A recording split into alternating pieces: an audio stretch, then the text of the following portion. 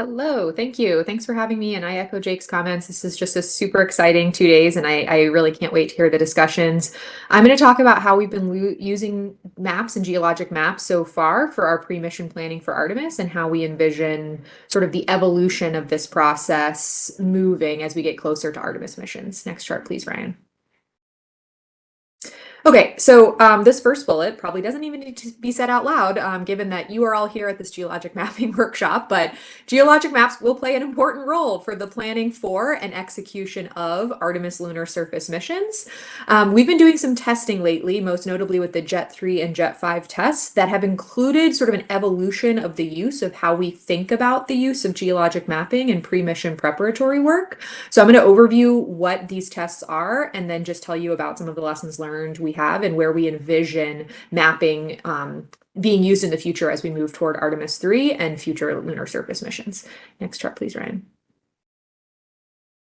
Okay, so before I dive into mapping specific content, I think I need to provide you with a little bit of background so that you understand how the maps are being used and the lessons learned I'm going to talk about in the context of what we envision for Artemis EVA operations. So I just have a couple introductory charts. One is this one, which overviews the flight control team structure that we have developed specifically for Artemis EVAs.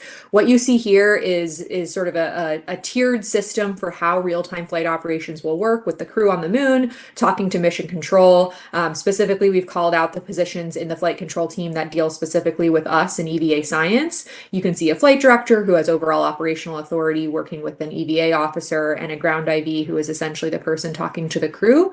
Then you have a series of positions that are basically the subject matter expertise in a few key areas, most notably for us and our purposes here today, a new console position for Artemis, which is the Exploration Science Officer or ESO.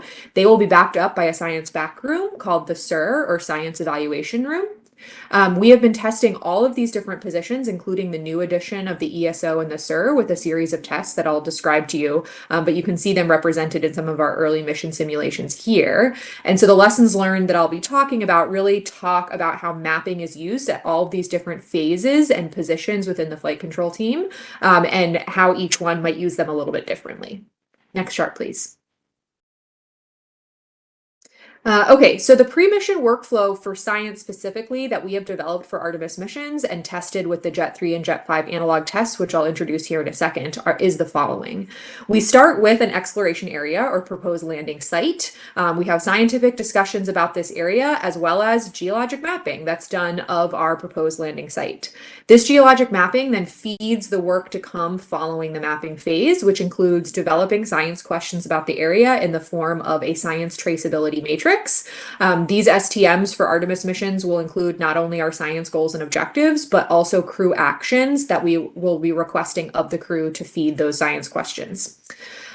We use both the geologic map and the STM to guide science team recommended and prioritized positions of interest. Basically, the stations that we want crew to visit to address questions we may have coming out of the map and the STM objectives. We use those recommended POIs or positions of interest to develop traverses designed to, of course, answer our science objectives as well as address other EVA objectives. We then build ops products that the crew will have in hand to address those objectives. Next chart, please. My last introductory slide is just to introduce what the heck I mean when I say Jet 3 and Jet 5. These are Artemis 3 scale mission simulations that we've conducted over the last 2 years. Jet stands for the Joint EVA and Human Surface Mobility Testing Team. It really rolls off the tongue. Jet 3 was completed in fall of 2022. Jet 5 is planned for fall of 2023, each of which is designed to be a full-up mission simulation with EVAs for Artemis 3, consistent with Artemis 3 current plans. Each one of those tests have included or will include 4 EVAs of varying duration.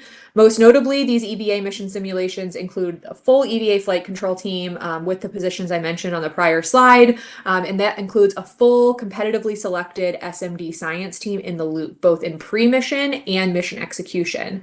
These are the highest fidelity Artemis mission EVA simulations conducted to date, and we've learned an absolute ton about how to do pre-mission work and then how to do real-time mission execution.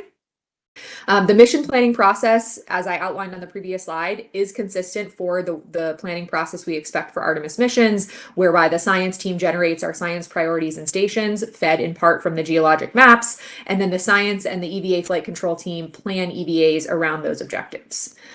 Just as a note for the field tests, we had a field team that included the folks you see here listed on the slide, and then we had a full mission control center team, full EVA flight control team, and a full science team, which is pictured on the top two pictures shown here. This is the science evaluation room from Jet 3. I'll note for Jet 5 that while the test hasn't actually occurred, much of the pre-mission planning work has, including geologic mapping and STM generation and POI generation, and we're well underway with traverse planning. So we've already been able to take lessons learned from mapping from Jet 3 and actually learn some new lessons learned from our Jet 5 pre-mission planning process. Next chart, please.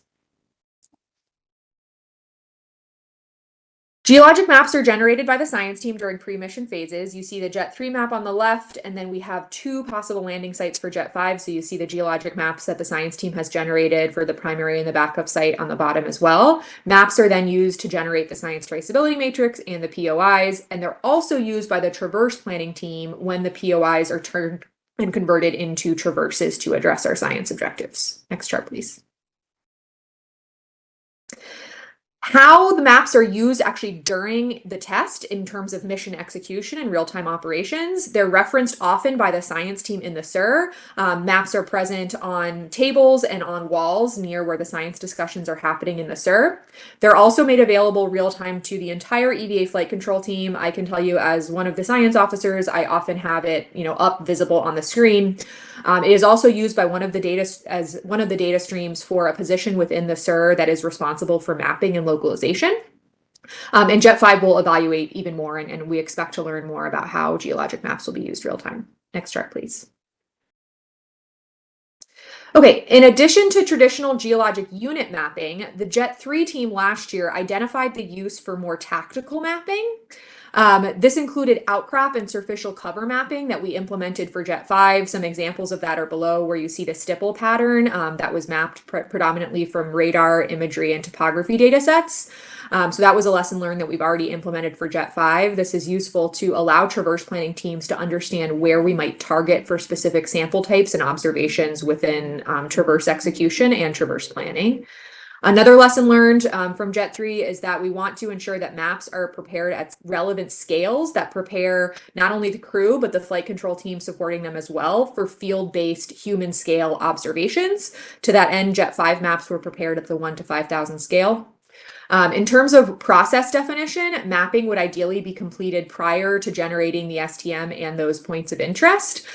In reality for Jet, we have only a very few months to complete this work, and so some of the geologic mapping bled in a little bit to the STM generation, but ideally the mapping would be fully completed and used as an input for some of these future phases.